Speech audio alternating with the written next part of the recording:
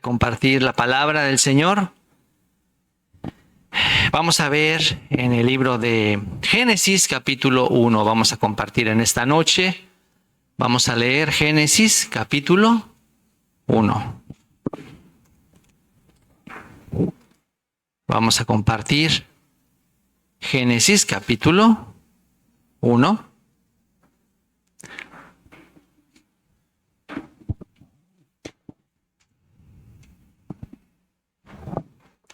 Desde el verso 1 voy a leer. Dice así. Génesis 1, 1.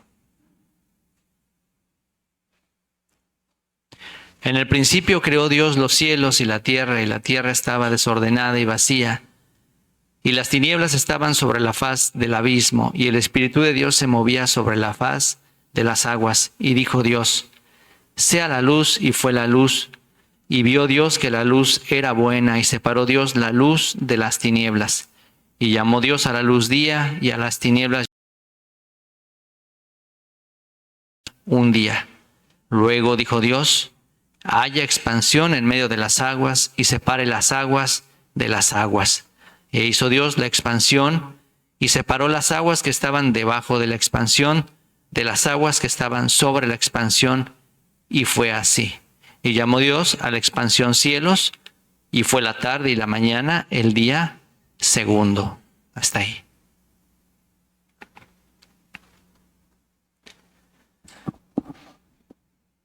El capítulo 1 es uno del libro de Génesis, es uno de los más supuestamente, ¿verdad?, hermosos que encontramos. Todos los textos de la Biblia son tan hermosos, ¿verdad? Pero en especial Génesis capítulo 1, porque en ninguna parte de este capítulo menciona sobre la obra del hombre. Únicamente se refiere a la obra de Dios. Y si nosotros conocemos la obra de Dios, podremos entender que ya está hecho todo. No solamente esta obra se llevó a cabo hace 6,000 años, que es el estimado del tiempo del hombre aquí en la tierra. No simplemente es una obra que hace tiempo ya se hizo, sino que es la obra de Dios que sigue actuando, sigue vigente. Desgraciadamente nosotros no conocemos perfectamente la obra del Señor, por eso no podemos aprovechar lo que es, lo que representa. Y por eso cuando meditamos en la palabra descubrimos la obra que Él ya hizo. Y eso es lo que hoy yo quiero compartir. Hasta el segundo día nada más vamos a estudiar hoy. La obra que el Señor hizo el primer día, el segundo día. Espero que nosotros podamos entender bien y el Señor nos dé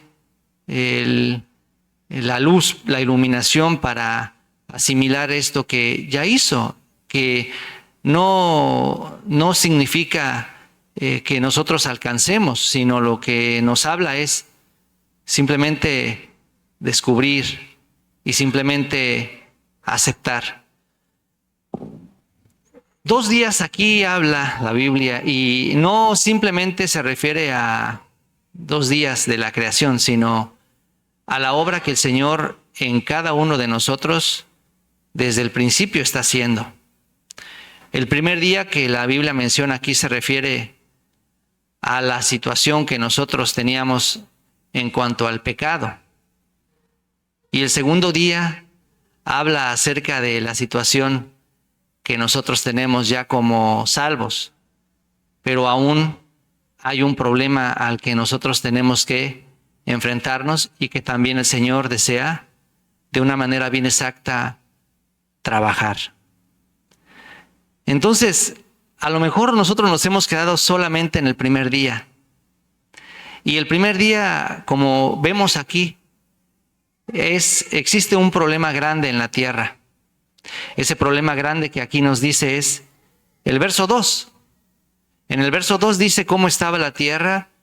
Esa era la situación en la que nosotros nos encontrábamos, pero que nosotros en parte conocemos.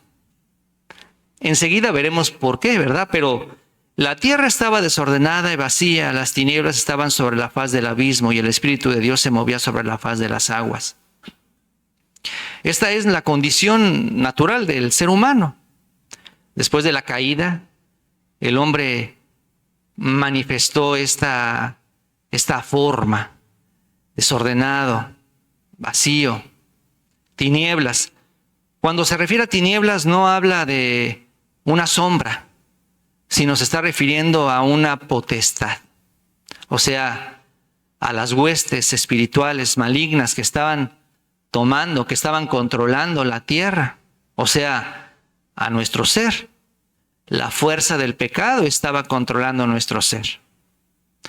Pero la obra de Cristo, que es la luz, ¿verdad? Porque así nosotros en el libro de San Juan vemos que dice que Jesús es la luz vino al mundo y la luz apartó las tinieblas. Jesús es la luz. En el primer día en nuestra vida, entonces, nosotros llegamos a comprender esta obra de Cristo, la luz de Cristo, el perdón de los pecados en nuestra vida. Pero quisiera que un poquito más en detalle podamos esto comprender y el alcance que tiene en nuestra vida práctica también, no solamente en nuestra vida teórica, sino también en nuestra vida práctica, porque nosotros ya conocemos y ya hemos entendido que hemos sido limpios del pecado. Estamos entendidos de esa verdad. En mi caso, por ejemplo, cuando yo escuché el Cordero de Dios que quita el pecado del mundo, quedé muy entendido. Dios me permitió ese entendimiento, ¿verdad? Para comprender lo que representa la obra de Cristo, el Cordero de Dios que quita el pecado del mundo. Fue una promesa para mí y fue esa verdad que me dio y me iluminó, como esta luz que dice aquí. Dijo Dios sea la luz, fue la luz. Fue esa luz que entró en mi corazón en primer lugar. Pero hemos estado hablando estos días que nosotros estamos compuestos de 3 elementos. Hemos estado estudiando. Nosotros tenemos cuerpo, tenemos también alma y tenemos también el espíritu. Y también cada uno de estos elementos tiene su propia vida. En el caso del cuerpo, la vida del cuerpo es la sangre. En el caso del alma, la vida del alma es la propia alma. O sea, sus sentidos, sus emociones, es la propia vida y la propia expresión del alma. Y también tenemos el espíritu. Pero en este caso, la vida del espíritu es, o debería ser, la vida eterna. Si vemos en el libro de Primera de Juan, vamos a ver, por favor, Primera de Juan, capítulo 5. Primera de Juan, capítulo 5, verso 11.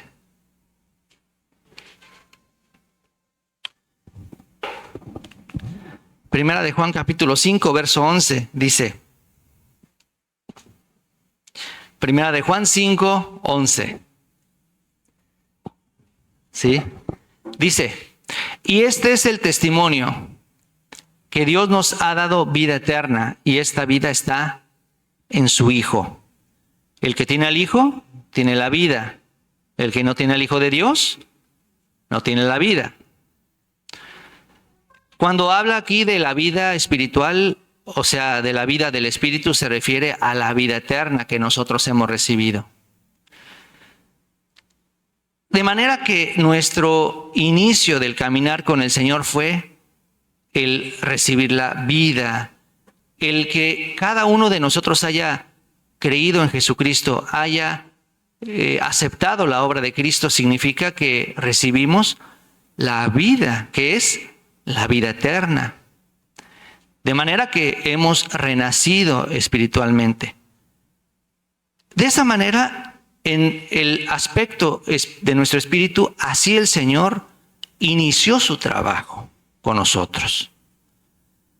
pero ¿qué de nuestro cuerpo y de nuestra alma? En cuanto a nuestro espíritu, ya nosotros somos renacidos, tenemos la vida. Y tarde o temprano esa vida se va a esparcir y va a influir y va a afectar toda nuestra alma y todo nuestro cuerpo también. Ese es el efecto, ¿verdad?, de la vida que uno ha recibido. Quizá no lleguemos a comprender ese alcance, ¿verdad?, que tiene esta vida que hemos recibido, pero eso es lo que va a pasar. Y no depende tampoco, y no tenemos que pensar que depende del tiempo que va a ocasionar esta manifestación de la vida que hemos recibido. O sea, si usted ya recibió a Jesucristo, la Biblia dice, usted tiene ya la vida. Esta vida, repito, tarde o temprano va a manifestarse y va a influir en su alma y también en su cuerpo. Pero mientras tanto debemos saber qué pasa con nuestra alma y con nuestro cuerpo, porque aún lo tenemos, aún convivimos, aún nos afecta. Y no sabemos o no podemos identificar que debido a que no conocemos, ¿verdad?, de qué manera está interactuando con nosotros, está revuelto en nuestro corazón y está actuando y estamos muchas veces manejados, influenciados en un caos y muchas veces ni entendemos qué está pasando dentro de nosotros debido a que no conocemos cómo está actuando cada uno de estos puntos o elementos en nuestra vida. Cuando entonces la Biblia habla del cuerpo, veamos algunos textos que nos hacen referencia a eso. Vamos a leer, por favor, primeramente, en Romanos capítulo 6. Vamos a leer, por favor. Veamos lo que pasa ahí. Romanos capítulo 6. Dice así.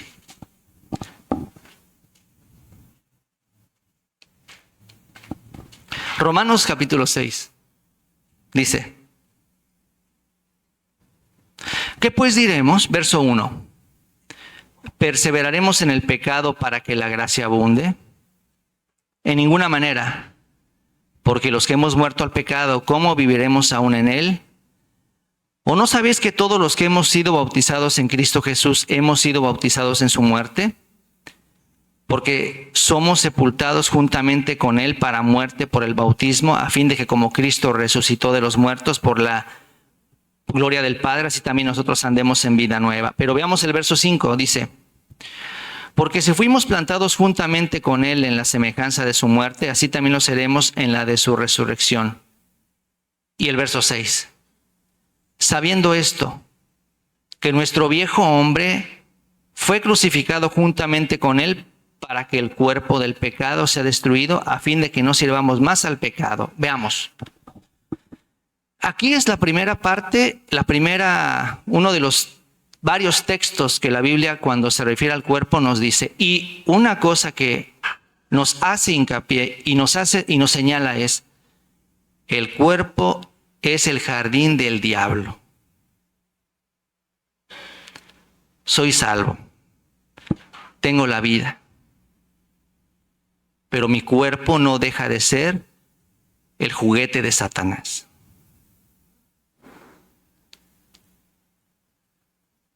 Ante esa situación nos enfrentamos. Esa situación nos quiere enseñar el Señor. Cada uno está perfectamente definido. Entonces, cuando habla del cuerpo, no renació el cuerpo. El alma no renació. El espíritu renació. Pero el cuerpo será, mientras estemos en este mundo, el juguete de Satanás.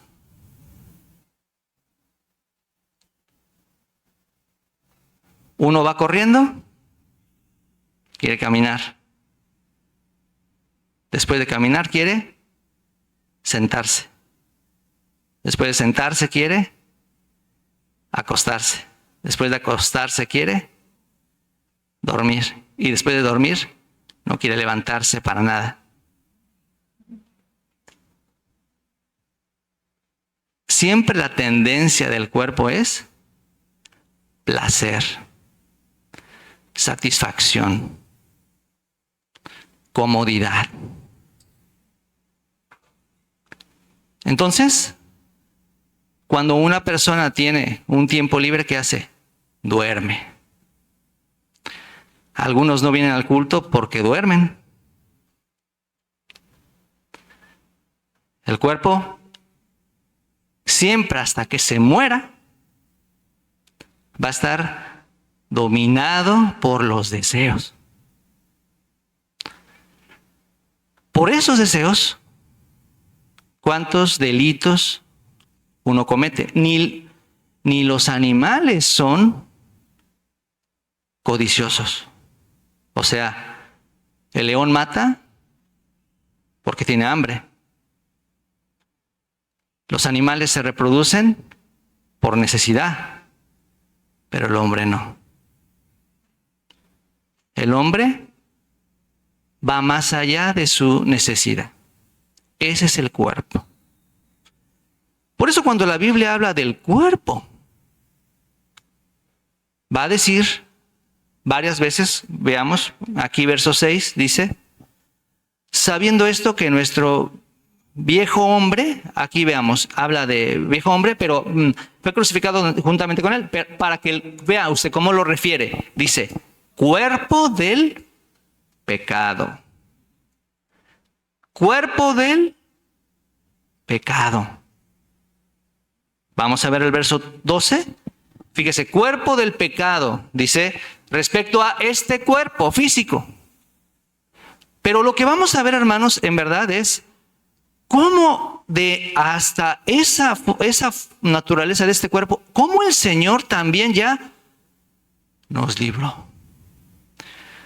Quizá alguno hasta ahora, a pesar de ser salvo, dirá, soy débil, la carne es débil, por eso soy así y siempre seré así. Veremos que ya, conforme a lo que el Señor ha hecho, y por no conocer, por eso nos atrevemos a hablar así. Soy así y por eso seré así hasta que me muera. Porque desconozco la obra y el alcance del Señor. Al terminar esta plática, seguro espero que ninguno pueda decir de esa manera, soy así, ni modo, no. Sino más bien, usted mismo se dará cuenta, no, el Señor ya me hizo completamente libre. No podrá usted seguir diciendo, es que soy así. No, eso es un engaño de Satanás. La carne es débil. No, Señor, no es así. Si es, vea usted, el juguete de Satanás este cuerpo, y siempre lo será. Los deseos de los ojos, los deseos de la vida. Cuando vamos caminando, tengo que agarrar a mi esposa y a veces jalarla, ¿verdad? Porque dice, déjame ver aunque no me compres.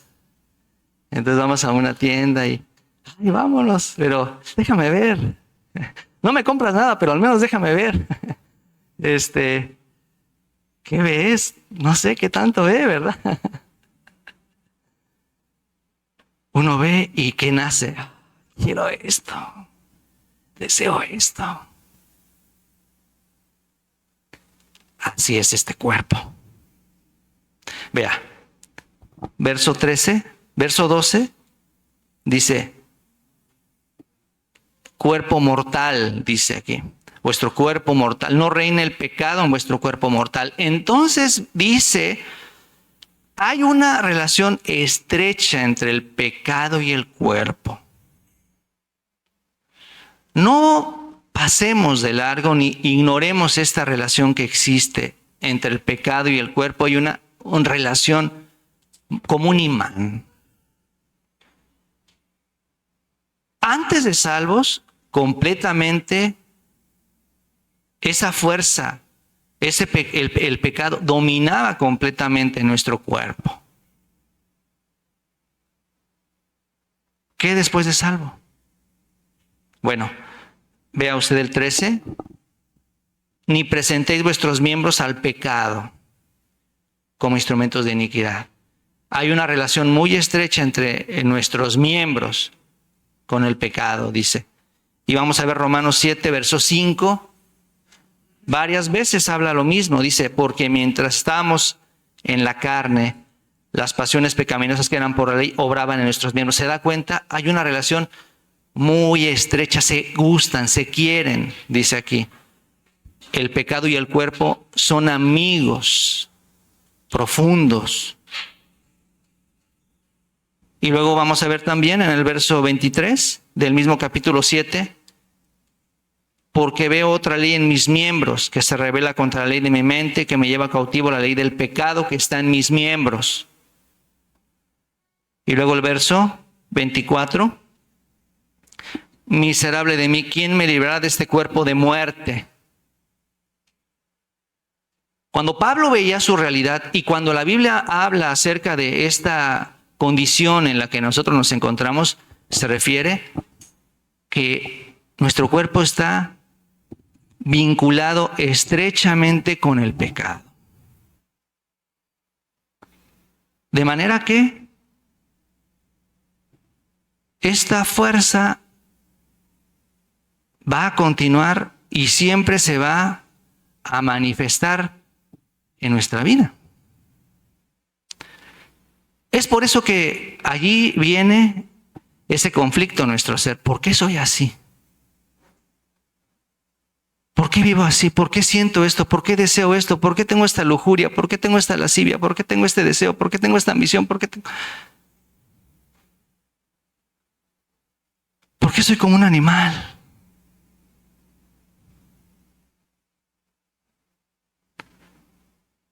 Quien no haya tenido pensamientos, quien no tenga deseos. Por eso es que en ese entonces mucha gente entendió o pensó, ¿verdad?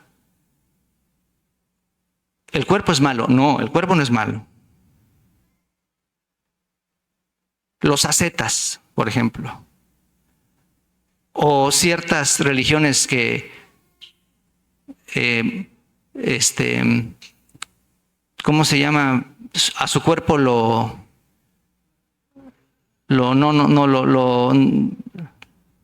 apartan o no torturan, sino lo alejan del mundo, lo alejan de todos los deseos. El budismo es una religión que hace eso, practica eso.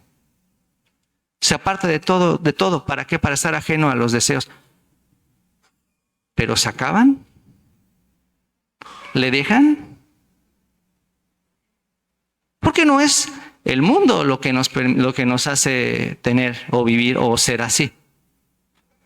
Sino perfectamente vemos aquí la Biblia dice, el pecado está conectado con este cuerpo. Hasta que muramos, así va a ser. Pensamos o podríamos decir, antes de conocer la obra que el Señor hizo, entendimos ya que el pecado ha sido limpio. Estamos seguros que en la cruz nuestro pecado ha sido perdonado. Pero hay una cosa todavía más que el Señor ha hecho que nos falta simplemente de la misma manera que hemos creído que el pecado ha sido limpio. El Señor hizo así con nuestro cuerpo. ¿Cómo Él resolvió o cómo Él atendió esa situación con la que nosotros estábamos? ¿Acaso entonces tendríamos que vivir siempre así? Hasta el mismo Satanás, ¿cómo tentó a Jesús? Por el pan. Si eres hijo de Dios, convierte las piedras en pan, porque Él tenía hambre, ¿no? Alguien preguntó, ¿y por qué no lo tentó con una mujer? Y me acuerdo que el pastor dijo, pues ¿cómo cuando una persona tiene hambre va a pensar en mujer? Cuando una persona tiene hambre, ¿a poco va a pensar en novia? Claro, porque está lleno, porque está bien, por eso va a pensar en en novia, en pareja. Pues sí, porque tiene comodidad, está bien. Por eso es que Satanás no lo tentó así a Jesucristo. Entonces él tenía mucha hambre, pues cómo va a querer una mujer, ¿verdad? Pero así funciona, ¿verdad? Así sería. Pero también este punto el Señor se encargó de resolver, porque estábamos sometidos a esa fuerza. Y de manera que nosotros tendríamos que vivir de esa manera hasta que muramos. Miserable de mí, hago lo que no quiero. ¿Así acaso tendríamos que vivir? Miserable de mí, lo que no quiero. Y esto que no quiero siempre lo hago. ¿Por qué? ¿Eso acaso era lo que para nosotros estaba preparado? No. Sino ya el Señor claramente nos enseñó la manera en la que Él se encargó de esta situación. Y aquí nos dice Romanos capítulo 6, verso 6. Vamos a leer, hermanos, todos juntos, por favor. Romanos 6, verso 6. Primero, leamos todos juntos Romanos 6, verso 6. Vamos a leer todos juntos a la voz de 3. 6, 6. 1, 2, 3. Sabiendo esto, que nuestro viejo hombre fue crucificado juntamente con él, para que el cuerpo del pecado sea destruido, a fin de que no sirvamos más al pecado. Fíjese, ¿qué hizo el Señor? Aparte de cómo usted se sienta, aparte de cómo usted viva, ¿de acuerdo? Quizá ahorita cómo está viviendo, a lo mejor está en vicio, o a lo mejor tiene alguna debilidad, alguna situación relacionada a su cuerpo. Bueno, pero veamos, ¿qué dice? Fíjese la solución. Primero dice, sabiendo esto. O sea, necesitas conocer esto. No dice, espérate a que el tiempo te cambie o pasando más tú serás mejorado. Dice el Señor, sabiendo esto, necesitas saber esto. Yo que estoy bajo esta potestad, mi cuerpo es el juguete de Satanás. Necesitas saber esto. Aparte de lo que tú veas, aparte de lo que tú sientas, tú estás muerto en la cruz. Esa es tu realidad.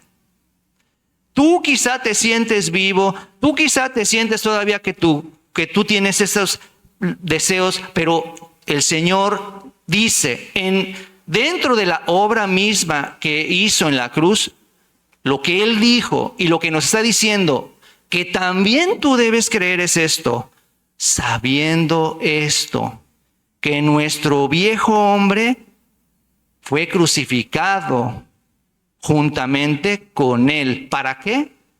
Para que este cuerpo del pecado, la traducción no es destruido. Aquí dice así, pero la traducción original es deshabilitado, silenciado, inutilizado. Para que este cuerpo sea inutilizado. Es decir, ya no tiene potestad el pecado para actuar en él. Lo que el Señor está diciendo es, yo ya te libré de esa potestad, por más que así debió ser y tú viviste así, pero yo ya te libré. Por eso tú necesitas saber esto. Tú ya fuiste crucificado en la cruz. No digas, es que la carne es débil, es que soy débil, por eso siempre soy así. No digas eso. Entonces tengo que hacer algo. No. Espera, ¿qué dice? Primero, sabiendo esto,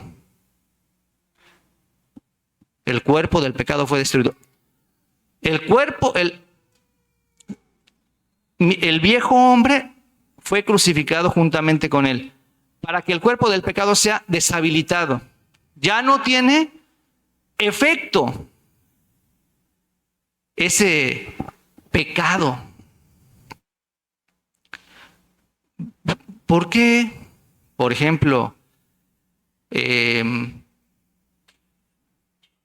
para a lo mejor darnos cuenta, ¿por qué los militares son regularmente rotados? Para eso, para que no haya vínculos con la mafia. De esa manera, de esta manera nosotros fuimos crucificados, dice aquí. Al cambiarse las autoridades o los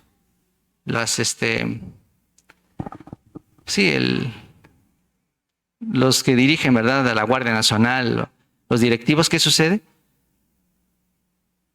No hay trato con la mafia. No puede actuar.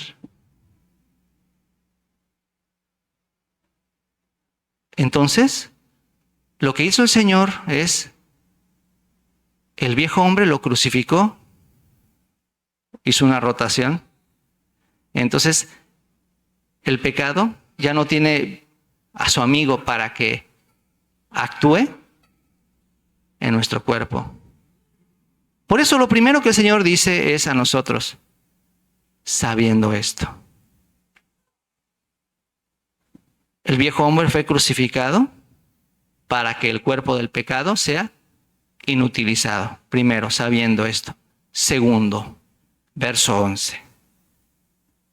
Segundo, así que vosotros consideraos muertos al pecado. Repito, lo que el Señor está diciendo es que mi realidad yo la acepte en base a lo que dice aquí, no en base a lo que yo vivo, no en base a lo que yo hago, sino en base a lo que aquí dice. Mi realidad es, yo estoy muerto. Parece que todavía de mí salen deseos. Parece que de mí todavía salen mi forma natural. Parece, pero la realidad es, yo estoy muerto. Primero, sabiendo. Después, considérate. Y tercer punto. Vamos a ver. En el verso 13. Ni tampoco presentéis vuestros miembros al pecado como instrumentos de iniquidad, sino presentaos vosotros mismos a Dios como vivos de entre los muertos, y vuestros miembros a Dios como instrumentos de justicia. Primero, sabiendo. Segundo, consideraos muertos. Tercero, presentaos. ¿Cómo? Instrumentos de justicia.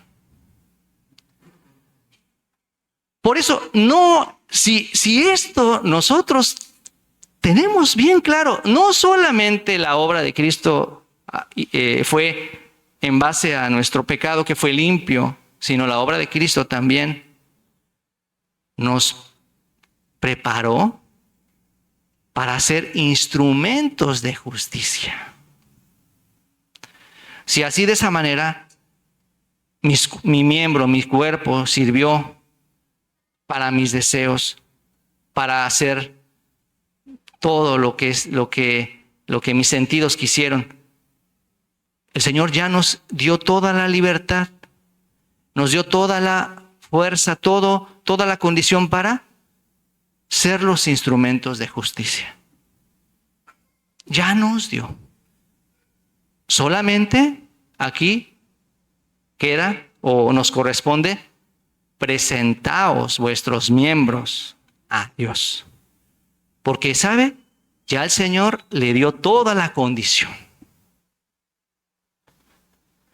Entonces, esta obra hizo el Señor con nuestro cuerpo. Nuestro espíritu fue renacido cuando nosotros creímos al Evangelio. Nuestro cuerpo, de esta manera el Señor trabajó, lo dejó ya libre del pecado. ¿Para qué? Para que nosotros podamos presentarnos libremente ante la justicia. No diga usted, es que soy débil. Ya el Señor nos dio toda la condición para ser instrumentos de justicia. En la medida en la que usted presente sus miembros, se dará cuenta, el Señor todo se encargó. De todo mi ser natural, hasta de mi propio cuerpo, que no tenía control, el Señor mismo se encargó para ser el instrumento de justicia.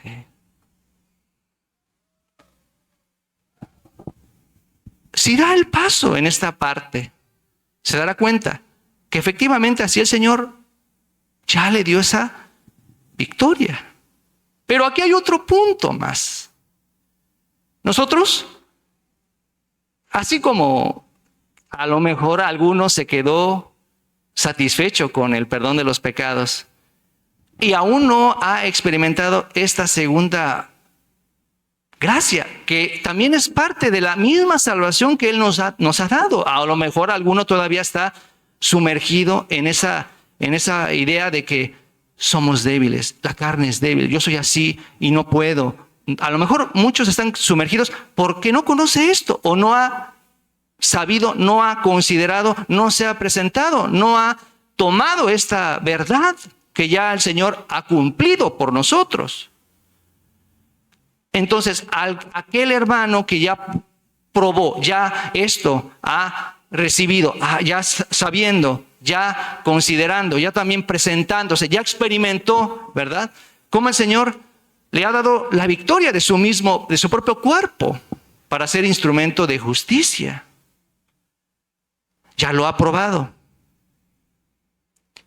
Pero a lo mejor ese hermano allí se quiere quedar también satisfecho y piensa que vivir de esa manera es también ya un gran logro y es la meta de la vida de creencia. Pero desconoce que aún falta un punto más. Aún falta otra parte que aún sigue actuando en nosotros, aunque no en la misma medida como nuestro cuerpo nos arrastraba. ¿Y qué es eso? Nuestra alma, nuestro yo. Ya no es ese cuerpo que es arrastrado por sus pasiones vergonzosas, desordenadas. Ahora, él todavía aún no se ha dado cuenta, pero aunque él ya esa vida en donde él encontró la libertad de su cuerpo, de sus deseos, ¿verdad? Él ya encontró, ya soy crucificado, ya, gloria a Dios, el Señor me ha permitido ser instrumento de justicia, le puedo servir. Y mientras él sirve al Señor, está muy feliz, experimenta una gran satisfacción, pero aún un punto él todavía falta por entender. Aún está en él la fuerza del alma, es decir, aún está muy grande su voluntad, sus emociones y su razonamiento. Pero aún él no conoce que en esa parte también el Señor necesita trabajar. ¿Por qué? Porque esa parte también sigue siendo humano. Y lo único que el Señor para lo que nos ha llamado es para que la vida que es en Cristo Jesús en nosotros se exprese. Y ese hermano, aunque él es salvo, aunque ya esta liberación de su pecado y también en su propio cuerpo puede experimentar cómo él tiene esa victoria, cómo el Señor le permite la obra, el servicio al Señor, ¿verdad? Pero aún hay mucho de su propio ser, aún confía mucho en sí mismo. O ese hermano es muy racional.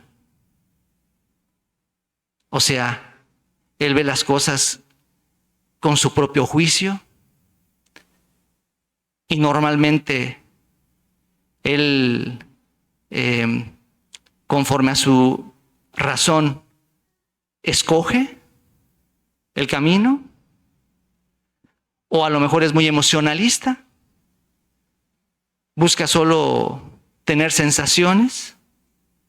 O a lo mejor ese hermano sigue por su voluntad y normalmente camina de acuerdo a sus preferencias. Pero no es espiritual. Aún su alma está actuando fuertemente en él. Ya el Señor, a través de la sangre, nos dio el perdón de los pecados. A través de la cruz, nos liberó de este cuerpo de muerte. ¿Y ahora? ¿Qué ocurre con nuestra alma? Siendo que así nosotros somos. Siendo que aún esta alma tiene esa naturaleza. Por un lado el espíritu trabaja, pero por otro lado también nuestra alma está actuando. Y sin darnos cuenta muchas veces, sea emocional, sea racional o sea lógico, de todas maneras sigue siendo propio de él. Y él actúa conforme a su propio ser. Entonces, por ejemplo, vemos varias veces cuando, por ejemplo, Jesucristo estaba hablándole a los discípulos: tengo que ir a Jerusalén, voy a morir. Y Pedro le dice: Señor, no vayas para que no te pase nada. Y Jesús le dice a Pedro: quítate de delante de mí, Satanás, porque no pones la mirada en las cosas de Dios, sino en la de los hombres. Pedro parece que está hablando un sentimiento muy bonito, ¿no? Señor, que no te pase nada. Pero ¿eso de dónde venía? De su alma, de su emoción, de su propia persona. Eso mismo está en contra de la voluntad del Señor. El Señor no quiere y no puede trabajar con mi propio yo. Por eso, mientras Él está actuando, Él empieza a quebrantar nuestro propio yo. Entonces, hay un ejemplo que la Biblia nos habla acerca de Moisés. Moisés, durante 40 años, él fue una persona que vivió en Egipto y se entrenó en todos los conocimientos egipcios. Pero él no perdió nunca en su corazón el plan de Dios. Por eso dice que cuando él tuvo 40 años, él sintió en su corazón que Dios le había dado toda esa enseñanza para salvar a su pueblo. Entonces dice que un día él salió de su palacio y entonces vio a dos hebreos que peleaban. Vio a un egipcio que maltrataba a un hebreo. Entonces dice que Moisés, porque él tenía ese corazón de salvar a su pueblo. Entonces dice que Moisés se acercó hacia donde estaba ese egipcio maltratando al hebreo y lo terminó matando. Y después dice que Moisés escondió el cuerpo y lo enterró. Y ya pasó eso. Al día siguiente vio a dos hebreos que estaban peleando. Y volvió, fue hacia ellos y les dijo: hermanos míos, ¿por qué pelean? Somos hermanos. Y entonces dice que Uno de ellos le dijo, ¿quieres matarme como mataste al egipcio ayer? Y Moisés terminó huyendo. Él quería salvar al pueblo. ¿Acaso era un error? ¿Era algo malo? Pero ese deseo de Moisés era natural. Por eso Dios lo fracasó. Ya somos limpios del pecado.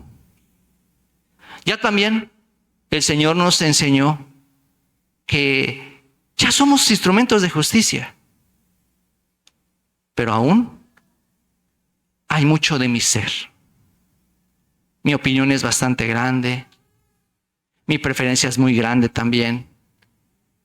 Y mi emoción también es muy grande. Por eso a veces me siento muy emocionado cuando una gran obra de Dios ocurre y luego me siento al siguiente día bien triste porque amaneció todo oscuro. Por eso sigo siendo una persona anímica. Y mientras esté así, el Señor tiene que quebrantar a ese yo. El Señor fracasó a Moisés. Él no entendía, pero ¿qué hice mal? Yo quise salvar. Sí, tú quisiste. Y tú no me sirve. Pasaron 40 años. Dios lo quebrantó. Se volvió un cuidador de ovejas. Ya tenía 80 años Moisés. Y ahí a los 80 años, ya con un bastón, Dios le dice a Moisés, Moisés, ve a Egipto. Señor, ¿cómo voy a ir? Soy tartamudo, yo no puedo hablar. Ve, porque yo voy a salvar a mi pueblo. Esa es la obra que el Señor desea hacer con nosotros. Sí, su plan es salvar, pero no con lo nuestro, no con mi voluntad, no con mi raciocinio, no con mis emociones. De tal manera que conforme vamos madurando, conforme el Señor va quebrantándonos, como dice, el que gane su vida la perderá, el que pierda su vida la salvará. Empieza el Señor a quebrantar nuestro ser, empieza a enseñarnos cuán desconfiable soy. Aunque parece bonito, ¿no? Yo quiero seguir al Señor, yo quiero servirle, pero es tuyo. Lo voy a quebrar, te voy a fracasar, te voy a enseñar que eso no me sirve. Solamente quiero que prevalezca lo que viene de mi propia vida. Ve a Egipto. Señor, yo no puedo. Ve a Egipto. Y empieza a madurar. Y su voluntad se somete al Señor. Su razón se somete al Señor. Su emoción también está dominada por la emoción del Señor. Y así empieza ese hermano a vivir verdaderamente la vida espiritual, separado de su propio yo. Ya no confía en su propio gusto, sino ahora él, al decidir algo, antes que nada, Señor, es tu voluntad. Antes, él rápido tomaba la decisión. Él rápido buscaba el mejor lugar. Pero después, él empieza a entender, ¿verdad? Al Señor, ¿tú qué quieres? ¿Te gusta? ¿Quieres esto? ¿Es tu voluntad? Señor, ¿esto tú deseas? Y así, sus sentidos, o sea, sus emociones, su voluntad. También su pensamiento empieza a ser controlado por el Señor, dirigido e invadido por el Señor. De manera que nosotros aquí en el libro de Génesis vamos a volver. Génesis capítulo 1. Génesis capítulo 1. Sí. En Génesis capítulo 1 vemos cómo estas partes, una a una, el Señor está actuando en nuestras vidas. Usted ya el verso 3 ha experimentado, ¿cierto? Y dijo Dios, sea la luz, fue la luz. Eso es la salvación completa, que no simplemente se refiere a que nuestro pecado ha sido limpio, sino que también, como vimos hace poco, ¿verdad? Ya somos instrumentos de justicia. Ahora estamos entendidos de eso. Él nos libró no solamente de nuestra conciencia, sino que también de este cuerpo, de nuestro propio miembro. Nuestros miembros sirven como instrumentos de justicia. Nos ha dado toda la libertad para presentarnos como instrumentos, como vivos ante el Señor. Ya estamos entendidos y estamos disfrutando esa experiencia también en nuestras vidas. Antes, cuánto luchábamos para liberarnos de nuestros deseos. Ahora sabemos que no es así. Simplemente tenemos la confianza y avanzamos y lo disfrutamos y nos deleitamos en esa obra del Señor. Pero segundo día, separó lo anímico de lo espiritual. Porque, ¿sabe cómo estaba antes? Todo revuelto. ¿El mar sirve para regar el campo? El mar mata el cultivo por la sal. En cambio, la lluvia. Y la lluvia precisamente tiene un elemento que permite que germinen las plantas.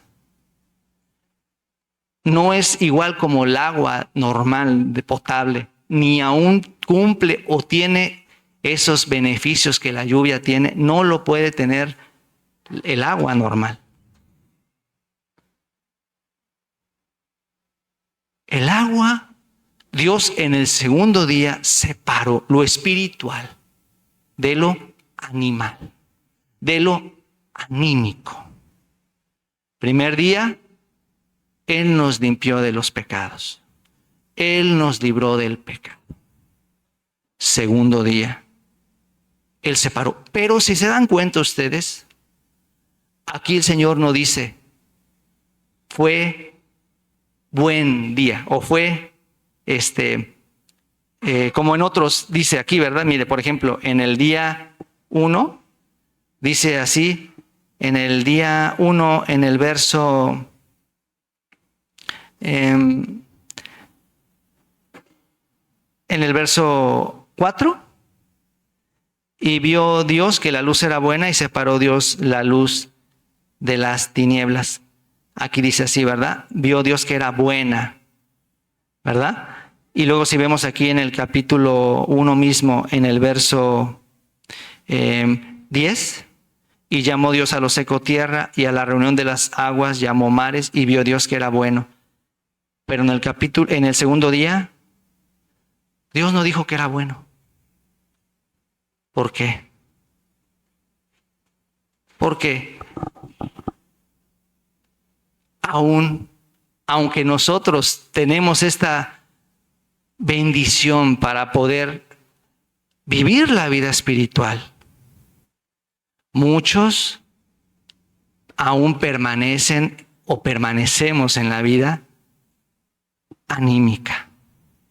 Por eso el Señor no dice, fue bueno este día segundo. Porque nos da a entender el corazón del Señor, no es que nosotros en nuestra vida llevemos este mundo o esta revoltura confiando en nosotros mismos. Por un lado queremos servir al Señor, pero por otro lado también confiamos en nosotros mismos. Por eso, aquí no habla de que este día fue bueno, porque el Señor no está a gusto que así fuera. Pero lo que sí nos hace entender es que de la misma manera como Él está separando el segundo día, también la vida de nosotros está separándola para que lleve y experimentemos la vida espiritual. Aún nosotros conservamos esa vida del alma, pero usted en su experiencia sentirá y se dará cuenta cómo el Señor le quebranta, cómo el Señor hace que no confíe en usted mismo, cómo el Señor le hace para que usted solo se apoye en Él. Una vez unos hermanos iban a predicar y iban 3 hermanos a predicar y se subieron al camión. Ya cuando estaban arriba, un hermano muy nuevo dijo, bueno, pues yo ya que vengo con ellos, pues voy a pagar el pasaje. Y ya entonces el hermano pues se adelantó y pagó el pasaje. Y ya cuando se subieron, le dijeron los hermanos regañándole, ¿por qué pagaste? Pues porque pues vengo con ustedes y pues sentí pues agradecimiento. No debiste haber pagado, ¿por qué no preguntas? Y lo regañaron, ¿no? Y él se sentía, ay, bueno, no debo pagar. La siguiente vez se acordó de lo pasado. Creo que entonces ellos van a pagar. Y ya cuando se sube, ¿y por qué no pagaste? Pues es que la vez pasada me regañaron. Debes pagar, ¿por qué no preguntas? Lo regañaron otra vez. Y él dijo, bueno, ¿qué hago? ¿Pago o no pago? No es que pague o no pague. No confíes en ti mismo. No hagas las cosas a tu manera. De esa manera podemos llevar la vida espiritual.